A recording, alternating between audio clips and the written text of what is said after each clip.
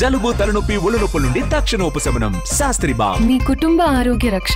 సూర్యాపేట జిల్లాలో మంత్రి ఉత్తమ్ కుమార్ రెడ్డి పర్యటన చేయడం జరిగింది. పలు అభివృద్ధి కార్యక్రమాలని మంత్రి ఉత్తమ్ కుమార్ రెడ్డి ప్రారంభించడం జరిగింది. లిఫ్ట్ ఇరిగేషన్ స్కీమ్లు కూడా జాన్పాడు లిఫ్ట్ ఇరిగేషన్ స్కీమ్లను కూడా పరిశీలించడం జరిగింది. అయితే కొత్తగా వస్తున్నటువంటి రేషన్ కార్డుల విషయంలో ఎలాంటి అపోహలు అవసరం లేదని, అర్హులైన అందరికి కూడా రేషన్ కార్డులు అందిస్తామని కూడా మంత్రి ఉత్తమ్ కుమార్ రెడ్డి చెప్తున్నటువంటి పరిస్థితి కనిపిస్తుంది. ఏదేమైనప్పటికీ కూడా ప్రజాపాలనలో దరఖాస్తులు చేసుకున్న ప్రతి ఒక్కరికి, అదేవిధంగా రేపు గ్రామ సభలలో కూడా దరఖాస్తు చేసుకోవచ్చు. ఇది నిరంతర ప్రక్రియ అని కూడా మంత్రి ఉత్తమ్ కుమార్ రెడ్డి చెప్పడం జరిగింది.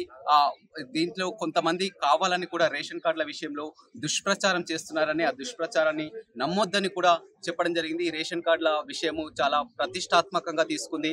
గతంలో బీఆర్ఎస్ హయాంలో చూసినట్లయితే 10 ఏళ్ల కాలంలో కూడా రేషన్ కార్డులు ఇవ్వనటువంటి పరిస్థితి, కానీ చెప్పినటువంటి మాట ప్రకారం రేషన్ కార్డులు ఇస్తాం. అదేవిధంగా ఏదైతే ఉందో రైతు భరోసాపై కూడా మొత్తం సేద్యం చేసే భూములన్నింటికి కూడా రైతు భరోసా అందిస్తామని కూడా చెప్పడం జరిగింది. రేషన్ కార్డుల విషయంపై మనతో మాట్లాడడానికి మంత్రి ఉత్తమ్ కుమార్ రెడ్డి ఉన్నారు, అడిగి తెలుసుకుందాం. రేషన్ కార్డుల విషయంలో ఎలాంటి అపోహలని నమ్మొద్దని, అర్హులైన ప్రతి ఒక్కరికి కూడా రేషన్ కార్డులు అందిస్తామని కూడా మంత్రి ఉత్తమ్ కుమార్ రెడ్డి చెప్తుంది జరిగింది. ప్రజాపాలనలో దరఖాస్తు చేసుకున్నవారు ఆ తర్వాత గ్రామ సభల్లో కూడా దరఖాస్తు చేసుకోవచ్చు.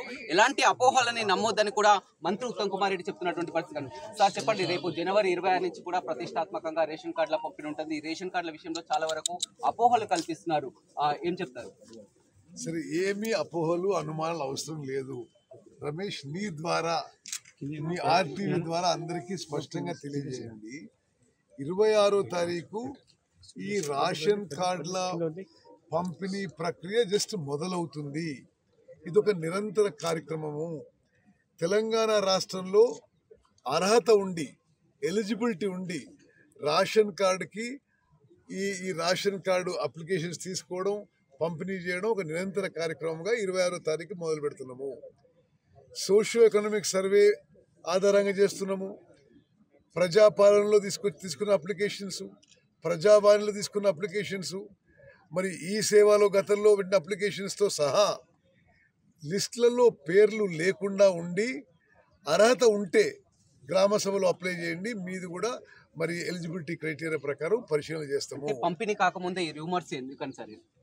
సరే, ఇప్పుడు ఎందుకు ఈ రూమర్స్ వచ్చినాయో, మరి ఒక పెద్ద మనిషి 10 ఏళ్ల బీఆర్ఎస్ ప్రభుత్వంలో రేషన్ కార్డులు ఇవ్వలేదు, వాళ్ళేమో మరి మీరు ఇట్లిస్తున్నారు అట్లిస్తున్నారని మాకు చెప్తున్నారు. మరి సోషియో ఎకనామిక్ సర్వే ప్రకారం ఇవ్వాలన్నా, మరి ప్రజాపాలన మేరక, ప్రజావాణి మేరక, ఈ సేవ మేరక, గ్రామ సభల మేరక అన్నిటికీ ఎక్కడ అప్లికేషన్ వచ్చినా మేము తీసుకొని పరిశీలన చేసి, ఎగ్జామిన్ చేసి, స్క్రూటినైజ్ చేసి రాష్ట్రంలో ఎలిజిబుల్స్ వాళ్ళకి, అర్హత వాళ్ళందరికీ రేషన్ కార్డు ఇవ్వబోతున్నాం. ఇంకోటి రమేష్, మీ ఆర్టీవీ ద్వారా తెలంగాణ ప్రజానీకాన్ని తెలియజేస్తున్నా, గత 10 ఏళ్లుగా బీఆర్ఎస్ ప్రభుత్వం ఇచ్చిన మొత్తం రేషన్ కార్డులు, ఉన్న రేషన్ కార్డులు 90 లక్షలు, నెంబర్ ఆఫ్ బెనిఫిషరీస్ 2,81,00,000. వాళ్ళు 10 ఏళ్ల పాటు ఇచ్చిన రేషన్ కార్డులు 40,000. మేము ఇచ్చే ఈ మొత్తం ప్రక్రియ, కొత్త రేషన్ కార్డులు, పాత రేషన్ కార్డులు అడిషనల్ మెంబర్స్ ద్వారా పూర్తిగా ఒక 40 లక్షల మందికి బెనిఫిషరీస్గా అయ్యే విధంగా మేము ముందుకు పోతున్నాం అని చెప్పి నేను మనవి చేస్తున్నా. ఓకే,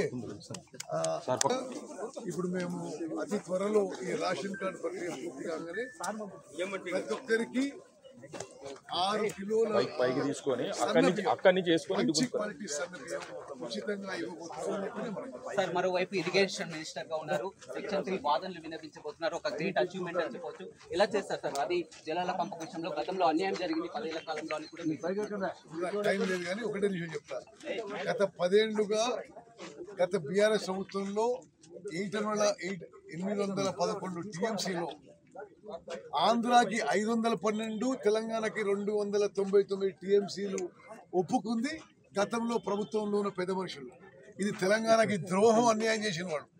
దానికి వ్యతిరేకంగా మేము వాదనలు వినిపించి 811 టీఎంసీలో మనకి 70 టీఎంసీలు రావాలని వాదనలు మేము బ్రిజేష్ ట్రిబ్యునల్ వినిపించినాం.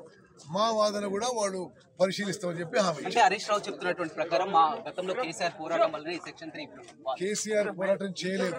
ఇన్ఫాక్ట్ అవగాహన లేకనో, అసమర్థతనో, బద్ధకమో తెలియదు, కానీ 10 ఏళ్లలో కృష్ణా నదీ జలాల వాటాల విషయంలో గత టీఆర్ఎస్ ప్రభుత్వంలో మనకి చాలా అన్యాయం జరిగింది.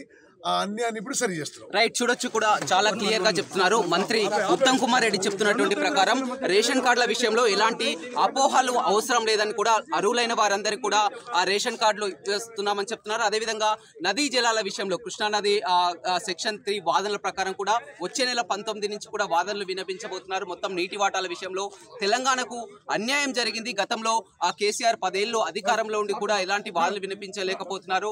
అదేవిధంగా ఎక్కువ వాటా దక్కేలా కూడా వాదనలు వినిపిస్తామని చెప్తున్నారు. ఏదేమైనప్పటికీ కూడా ఇటు రేషన్ కార్డు, అదేవిధంగా సివిల్ సప్లైగా, అదేవిధంగా ఇరిగేషన్ విధంగా కూడా ఎంతో బాధ్యత ఉంది. కానీ ప్రజలు ఏవైనా ప్రతిపక్షాలు చెప్పే మాటల్ని నమ్మొద్దని, ఎలాంటి అపోహలు అవసరం లేదు. ప్రజాపాలనలో దరఖాస్తు చేసుకున్న ప్రతి ఒక్కరూ అదేవిధంగా గ్రామ సభల్లో కూడా దరఖాస్తు చేసుకోవచ్చని, నిరంతర ప్రక్రియని కూడా ఎలాంటి అపోహలకు కూడా తావివ్వకుండా ఒక క్లారిటీ అయితే ఆర్టీవీతో ఎక్స్క్లూజివ్ గా మాట్లాడుతూ మంత్రి ఉత్తమ్ కుమార్ రెడ్డి చెప్పడం జరిగింది. Vote studio. మరిన్ని వీడియోస్ కోసం ఛానల్ ని సబ్స్క్రైబ్ చేయండి. లేటెస్ట్ అప్డేట్స్ కోసం వాట్సాప్ ఛానల్ ని ఫాలో అవ్వండి. ఆ లింక్ డిస్క్రిప్షన్ లో ఉంది.